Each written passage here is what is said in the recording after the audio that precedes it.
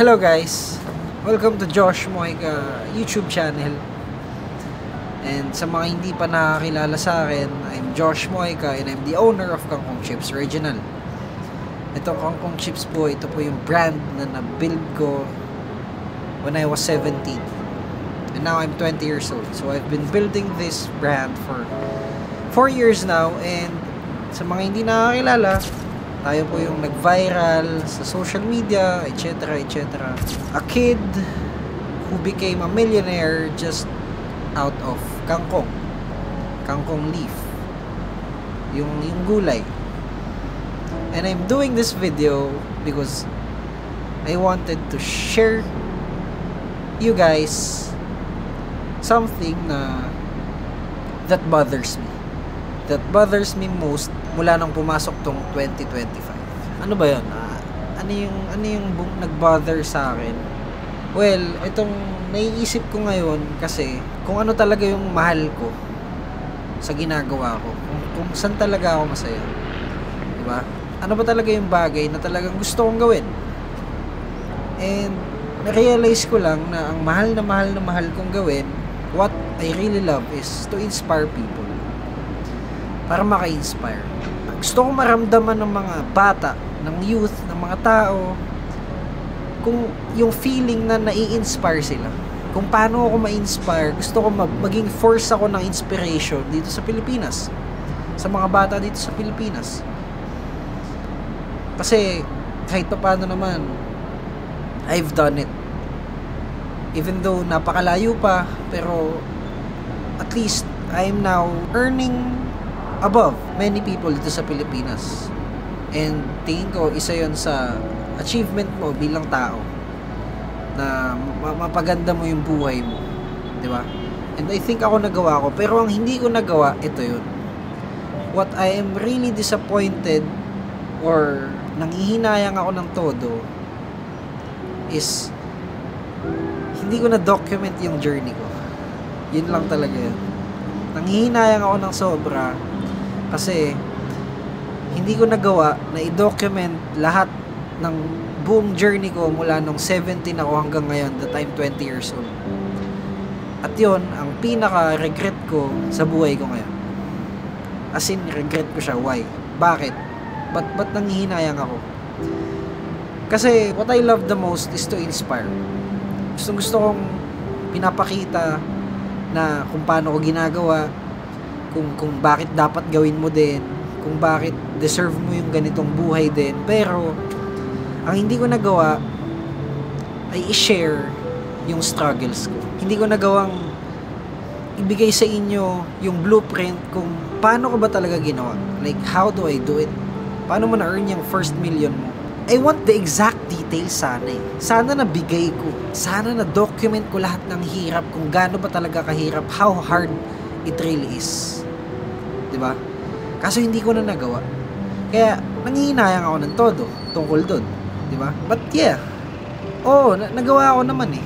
Like, andito ako ngayon. By the way, nandito tayo sa BGC. Dito na ako nakatira.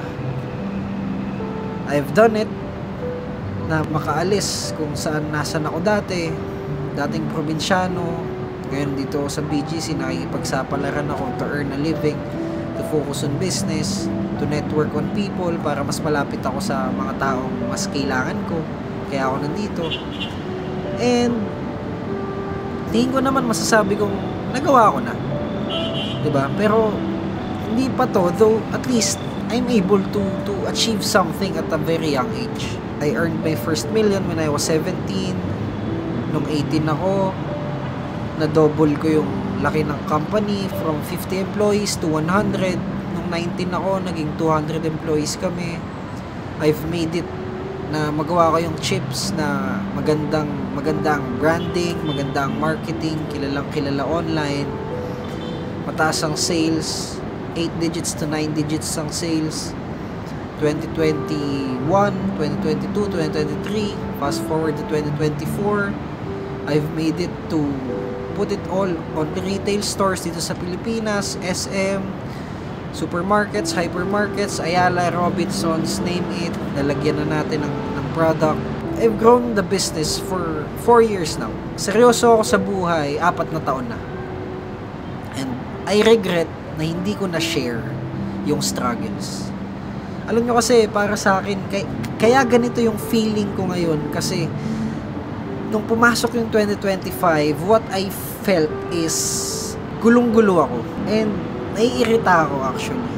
Kasi sobrang dami ng tao dito sa internet ang nagmamagaling.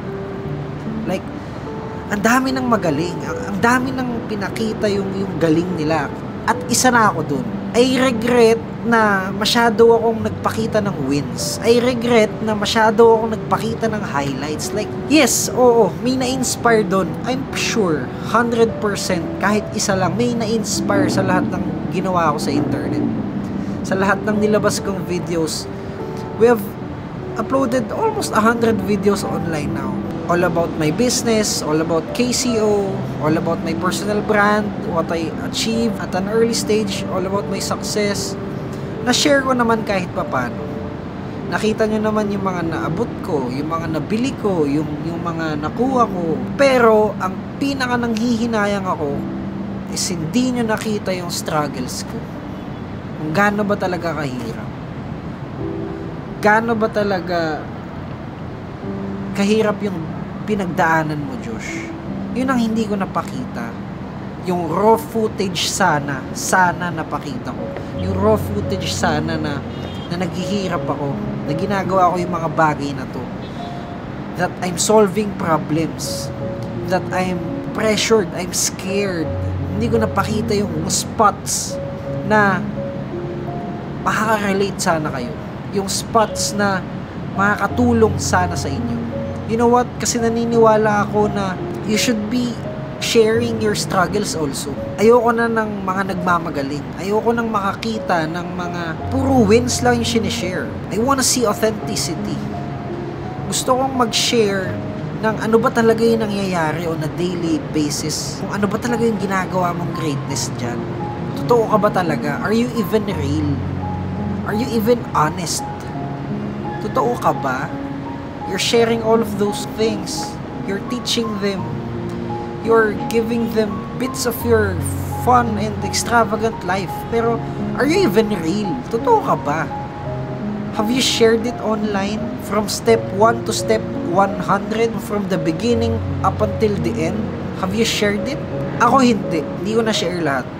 And medyo nagsisisi ako that all I did was to be proud of what I have achieved. All I did was to show those things na naabot ko, to inspire naman yun eh. Well, to inspire naman yun. So, okay lang yun. Diba?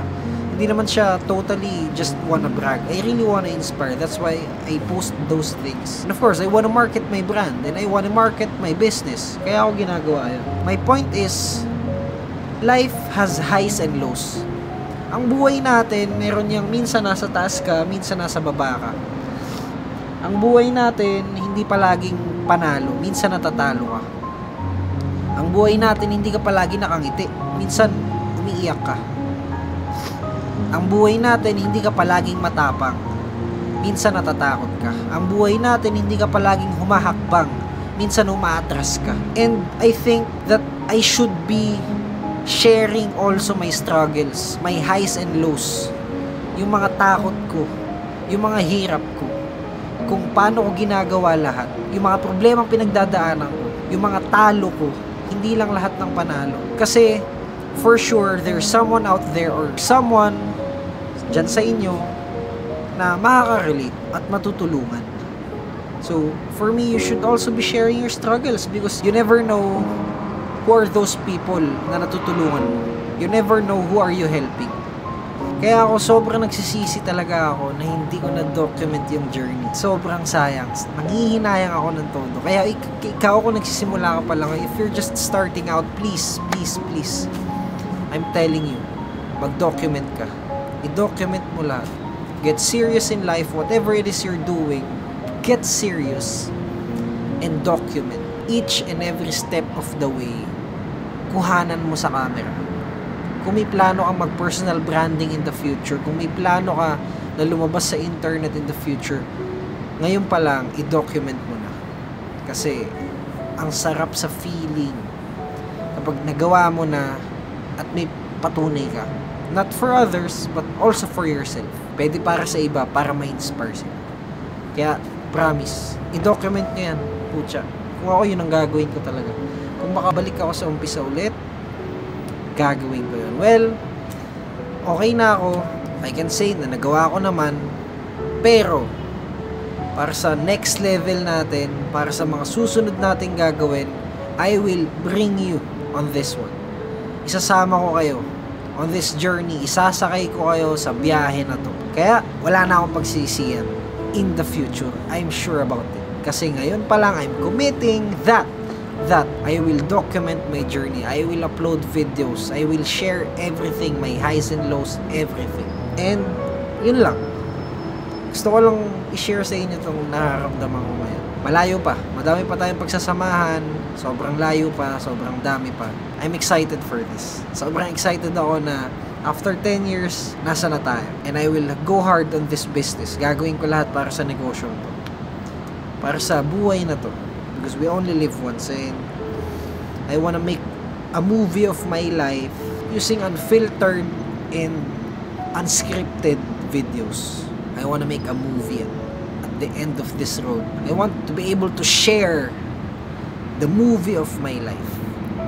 Medyo na-late ako kasi medyo may nagawa na ako agad. Pero malayo pa to eh. Sobrang layo pa nito kasi sa gusto nating mangyari and sa pangarap ko. Kaya nagsisimula pa lang tayo. Once again, masaya akong ibalita sa inyo. And masaya akong ibalita sa sarili ko and sabihin to na again, magsisimula ulit tayo.